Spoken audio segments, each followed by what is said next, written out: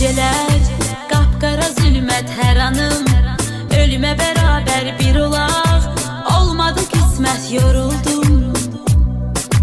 Geceler qapqara zülmət hər anım, ölümə bərabər bir olaq, olmadı qismət yoruldum. Değişip baxışın, gülüşün, üzünün rengi də değişip geriyə, yoxdu mu dönüşün, yoruldum.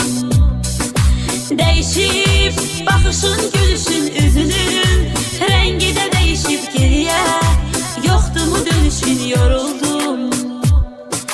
Derdim dağlara, daşlara deyiləsi deyil ki derdim, açılıb büküləsi, bölünəsi deyil ki derdim, mənə çox yaxındı, özgəsi deyil ki derdim. Derdim dağlara, daşlara deyiləsi deyil ki derdim, açılıb büküləsi, bölünəsi deyil